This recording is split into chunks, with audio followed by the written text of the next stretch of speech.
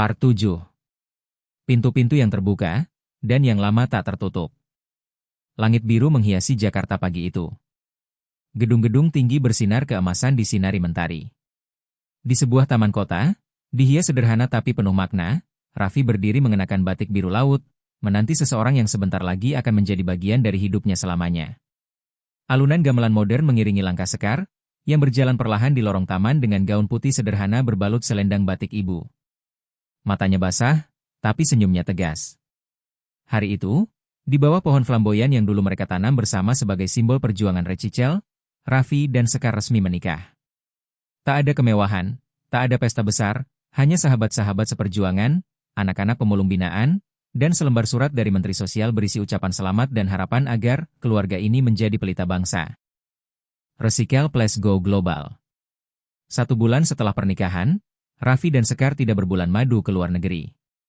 Mereka justru pergi ke Uganda dan Ghana, membawa program Rachicels Education bekerja sama dengan komunitas lokal. Di sana, Raffi tertegun saat melihat anak-anak Afrika mengais sampah plastik di sungai yang tercemar, pemandangan yang mengingatkannya pada masa kecilnya sendiri di bantaran kali Jakarta. Ia berdiri di depan mereka dan berkata, "Aku datang dari tempat seperti kalian. Tapi aku percaya, dari tumpukan sampah, bisa lahir impian yang bersih." Di benua lain, nama Raffi kini mulai dikenal. Forbes, Time, dan National Geographic menulis kisahnya. Rachicels masuk dalam daftar top 100 social innovations in the world. Namun semakin besar nama Raffi, semakin besar pula perhatian, termasuk dari seseorang yang selama ini hilang dari hidupnya. Masa lalu mengetuk. Suatu siang, Raffi dan Sekar mendapat surat tak biasa. Surat itu tak dikirim lewat email atau pos modern, melainkan amplop kertas coklat kusam, dengan tulisan tangan.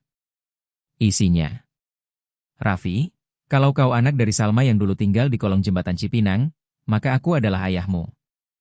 Namaku Burhan." Raffi tercekat. Ia tak pernah tahu siapa ayah kandungnya. Bu Salma selama ini selalu menghindari pembicaraan tentang sosok itu. Raffi mengira ayahnya sudah mati atau meninggalkan mereka sejak ia bayi. Namun di surat itu, sang pria mengaku telah bertahun-tahun mencari Raffi. Ia menulis bahwa dulu ia hanyalah tukang becak miskin yang meninggalkan istri dan anak karena merasa tak mampu memberi makan. Dan kini, ia ingin bertemu. Pertemuan yang membuka luka.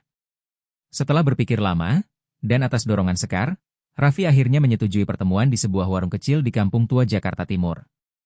Seorang pria tua dengan rambut putih dan tangan gemetar berdiri menyambutnya. Matanya memerah menahan air mata. "Vi, kamu tinggi sekali sekarang.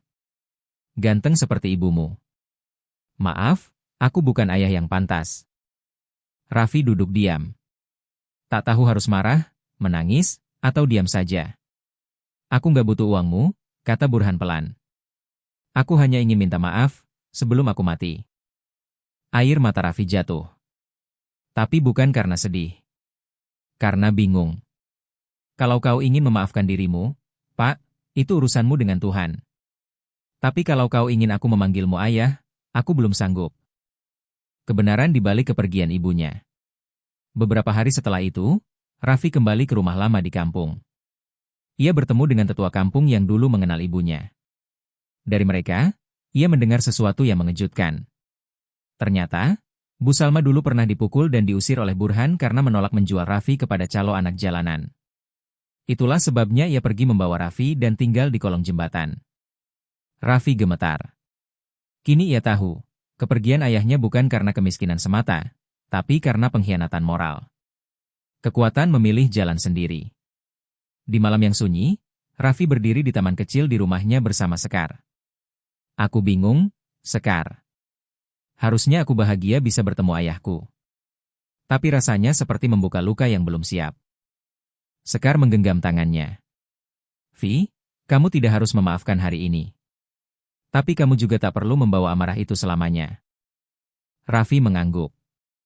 Ia tahu, hidup adalah soal memilih jalan sendiri, bukan mewarisi dendam masa lalu.